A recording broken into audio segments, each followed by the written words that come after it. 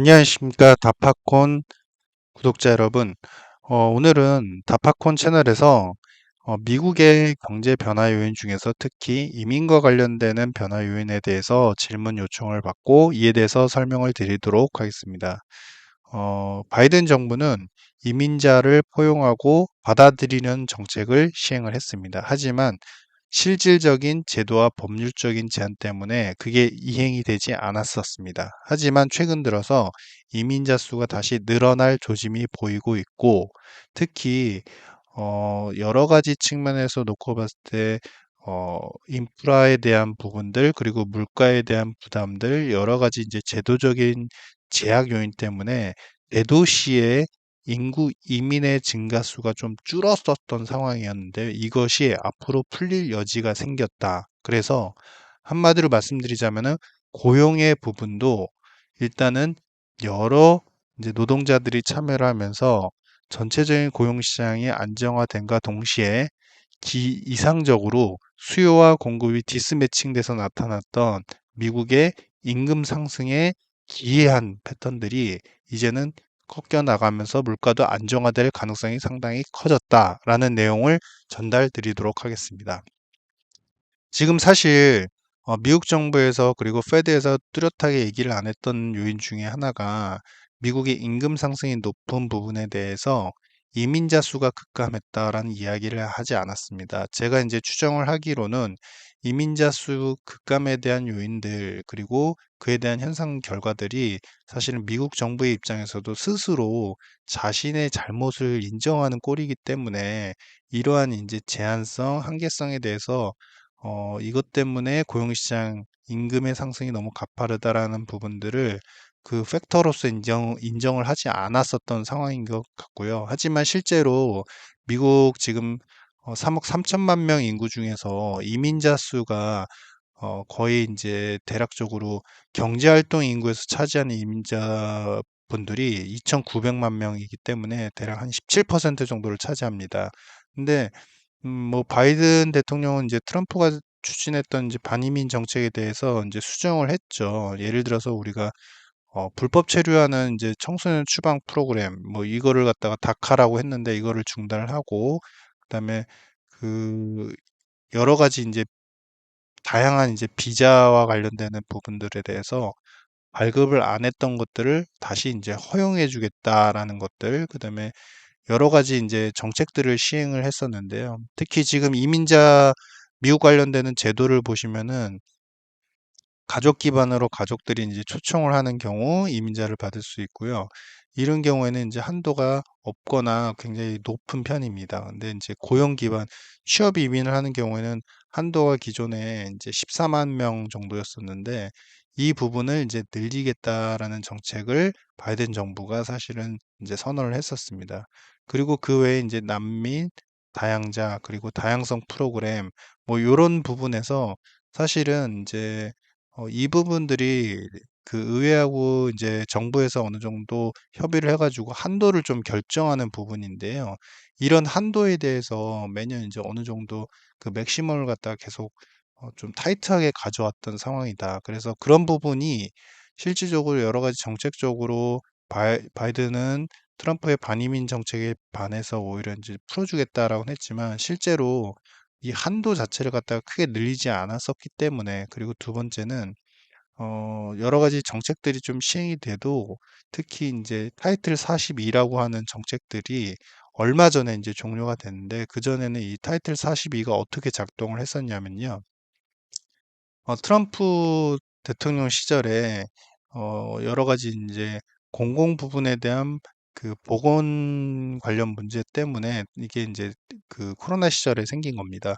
그래서 어떻게 되냐면은 이민자들을 이제 들어왔을 때 이민자들이 불법적인 요소가 있거나 자신들이 규정한 어떤 규정에 위반되는 경우에는 사실 이제 추방을 할 수 있는 그런 이제 제도였었고 중요한 거는 이 여러 가지 절차가 있습니다. 근데 이제 이런 절차의 규정에서 만약에 벗어나는 입국을 했다라고 하면은 이제 재입국을 5년 동안 금지를 하고 오히려 이제 그 절차 사항이 상당히 까다로웠었는데 이 절차에 대한 규정들을 갖다가 지키지 않아서 그것이 이제 좀 굉장히 심각한 위반이다라고 할 경우에는 징역형이 되는, 그러니까 한마디로 말씀드리면 타이틀 42호가 있었기 때문에 이민자들 입장에서는 잘못 들어갔다가 추방당할 수도 있었고, 두 번째는 여러 가지 그 불법적인 요소가 법적으로 입증이 되면은 재입국이 5년 동안 금지되거나 오히려 이제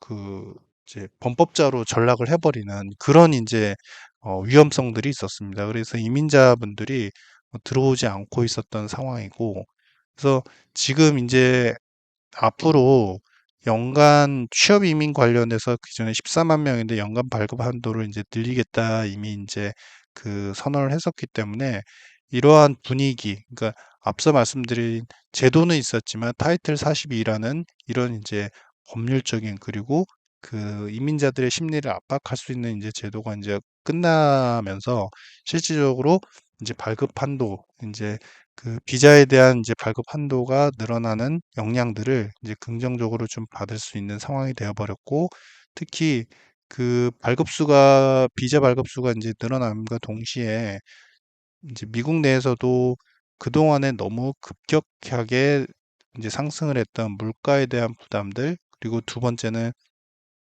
사회적 인프라 시설을 이민자들이 들어가서 쉽게 사용할 수 없었던 이제 부담 요소들이 서서히 완화가 되면서 이민자 수가 좀 늘어날 여지가 생겼다라는 것입니다.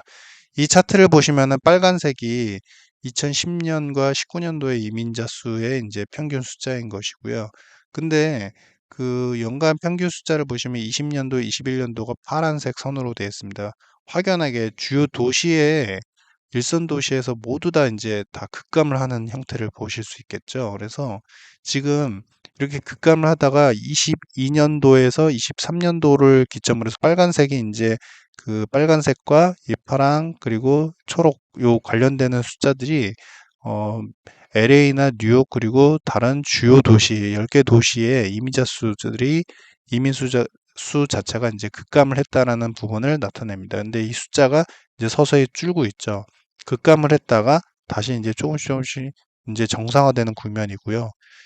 지금 이 노란색 실선을 보시겠습니다. 이 실선을 보시면은 빠르게 급감을 하고 서서히 늘어나는 형태로 나타나고 있다. 근데 중요한 거는 뭐냐면요. 고용과 관련돼서 우리가 디스매칭이 있다라는 것은 주요 10개 도시에서 고용자를 못 찾는, 그러니까 취업을 하겠다는 경제활동 인구가 적어지면서 기업 입장에서도 노동자를 찾고 있는데 찾지 못합니다. 그러면서 이제 임금 불균형이 나타나고 임금을 너무 고가로만 이제 줘야 되는 그런 이상한 기이한 현상들이 났었는데, 이러한 현상들이 서서히 지금 해소될 조짐이 주요 10개 도시에서 나타나고 있다. 특히 이민자 수 증가와 함께 이런 긍정적인 현상이 나타나고 있다라는 것이고요. 그래서 최근 이제 옥스퍼드 이코노믹스에서도 포캐스팅 예측을 해봤는데요. 지금 이제 미국의 이민자 수가 이제 빠르게 급증은 아니지만 완만하게 23년도를 기점으로 해서 완만하게 플랫하게 이제 늘어나는 이 빨간색 동그라미 표시를 보시면 됩니다. 완만하게 늘어날 여지가 이제 생길 것이고, 그렇게 되면은 제일 중요한 거는 뭐냐면은 우리가 이제 10개 주요 10개 도시의 이제 이민자 수의 순증이 되겠죠. 이제 파란색 선을 보시면은 이민자 수가 어느 정도는 이제 더 이상 빠지지 않고 이제 완만하게 늘어날 여지가 생겼다. 바로 이제 이민자 수는 그전부터 조금씩 늘어나긴 했지만 사회적인 어떤 부담, 그다음에 인프라 시설에 대한 비용 부담들이 너무 많았기 때문에 이민자분들이 10개의 도시로는 들어가지 않았었는데, 이런 부분들이 이제 앞으로 23년도 이후부터 이제 서서히 해소될 여지가 생겼다라는 것이고요. 그래서 이제 예측해본 이제 결과로 보시면은 이 빨간색, 그러니까 크게 빨간색으로 이제 급감을 했던 부분들이 뭐냐면은 주요 도시들 시카고에는 워싱턴, 샌디에고, 보스턴, 디트로이트, 샌프란시스코, 로스앤젤레스, 뉴욕 요쪽이 거의 21년도에 굉장히 순유입이 굉장히 급감을 한 숫자인 겁니다. 굉장히 빠르게 이제 급감을 했었고, 그 이후에 그다음부터 인제 서서히 늘어날 여지가 생긴다. 인제 22년도부터 서서히 늘고 23년을 기점으로 해서 오히려 뉴욕 같은 경우는 이제 더 많이 늘어날 여지가 생겼다. 이 인제 하늘색 그 표시를 보시면 됩니다. 그래서 이러한 도시 지역에서의 이민자 수 증가가 결국에 고용 시장을 어느 정도 완화시키고 임금에 대한 기이한 상승, 너무 지나친 상승의 부담들을 좀 축소시킬 수 있게 됐다라는 내용들이 이제 핵심 내용입니다. 동시에 이제 또 추가적으로 말씀드릴 부분 중에 하나가 지금 이 신 세션에서 회복이 되는 부분들인데요. 이게 뭐냐면요. 쉬 세션이 말 그대로 코로나 팬데믹 때 그리고 그 이후에도 여러 가지 인플레이션 요인과 겹치면서 여성들이 근로를 하고 싶어 하지만 사실상 육아라든지 이제 유치원 그리고 본인들이 해야 되는 가사에 대한 여러 가지 부담들이 지속이 되면서 그로 인해서 이 실제로 취업을 못하는 사례들이 굉장히 발생을 했었다는 겁니다. 그래서 이런 부분들이 서서히 해소가 됐고, 그러면서 미국의 여성들의 고용이 서서히 늘어나는 이제 적극적으로 노동 참여를 하면서 실제로 미국의 22세, 54세 사이에 미국 여성들의 고용률이 빠르게 이제 상승하는 패턴들, 그리고 오히려 코로나 전이었던 74%보다도 더 높게 상승을 하는 부분들을 확인하실 수 있겠습니다.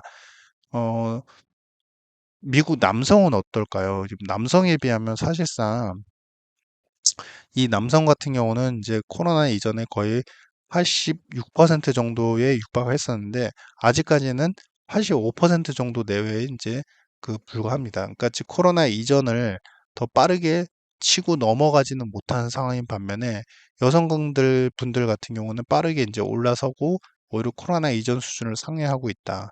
즉 이야기인즉슨 뭐냐면은 고용 시장에서 가장 불안하게 만들었던 게 이민자 수 급감이었고, 이민자 수 급감 속에서도 여러 가지 현상들, 대도시로의 인구 유입이 빠르게 감소를 하면서 고용 시장이 불안해졌다. 즉, 이제 기업들 입장에서 구직자를 못 찾는 기이한 현상들이 나타났는데 이런 것들이 앞으로 해소될 여지가 상당히 크게 생겼다라는 것이고, 수입세션이라고 해서 말 그대로 여성분들이 고용 시장에 그동안 참여를 못하게 만든 여러 가지 육아라든지 가정과 관련되는 부분들, 여러 가지 제도적인 제약들, 이런 것들이 해소가 되면서 여성분들의 직접적인 고용률이 늘어남과 동시에 이러한 노동자들에 대한 병목 현상들, 구하지 못해서 디스머칭 돼서 임금이 급증하는 그런 현상들이 해소가 될 가능성이 상당히 커졌다라는 것입니다.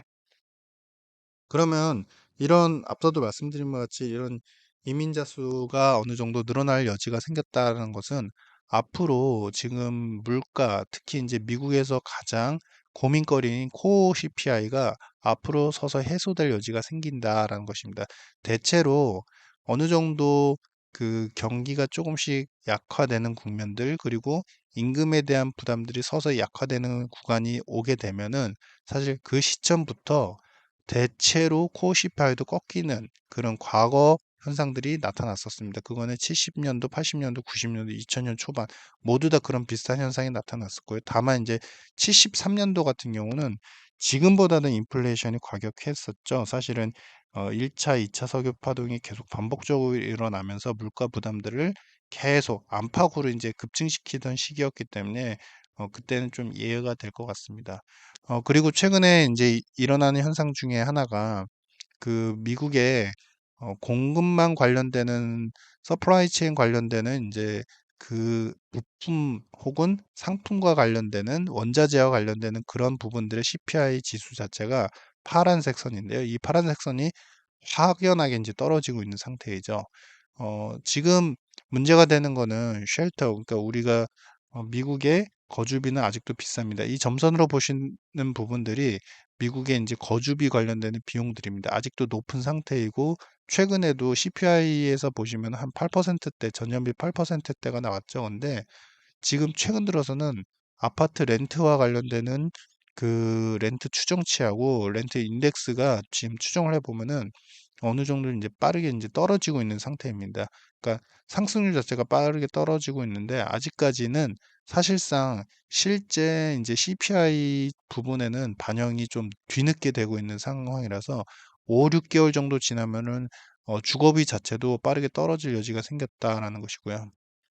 그렇게 보면은 지금 아직까지는 절대적으로 높은 5% 정도를 기록하고 있는 이제 근원 물가가 미국에서도 어느 정도 하락할 여지가 생긴다라는 것입니다.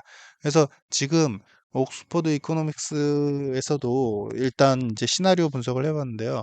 이 이제 미국의 코어 CPI가 여러 가지 베이스 시나리오가 있습니다. 근데 이 결론은 뭐냐면은 극단적으로 전 월비 기준으로 봤을 때 0.3% 이상의 상승을 보이는 어떤 0.34% 이상의 이제 어 강한 상승을 보이지 않는 한에는 결국에는 하향화되는, 그러니까 계속적으로 물가가 전기비 그리고 전년비로도 계속 하향 안정화되는 패턴이 보일 수 있을 것이다. 그래서 결론을 말씀드리자면 지금 미국 경제에서 그동안에 이제 공급 불안 이슈 뭐 이런 것들도 중요했지만 사실상 임금의 이슈가 미국의 물가를 굉장히 강하게 이제 그 인상을 하고 인제 불안하게 만드는 요소 중에 하나였었는데요. 근데 이 임금과 관련돼서는 이민자 수 급감 요소가 상당히 문제가 됐었다. 근데 이런 이민 급감에 대한 부분들이 이제 서서히 제도적, 정책적으로, 실질적으로 많이 풀릴 수 있는 여지가 생겼고, 이러한 이유 때문에 임금 기반의 스파이럴 되는 이제 물가 불안 요소가 꺼지면서 향후에 6개월 정도 이후에는 미국 경제도 어느 정도 슬로우 다운, 좀 약화는 되지만 물가가 안정화됨과 동시에 여러 가지 그 심리적으로도 안정화될 수 있는 구간이 조금 있으면 올 수 있을 것이다. 라는 내용으로 이상 영상을 마치도록 하겠습니다. 감사합니다.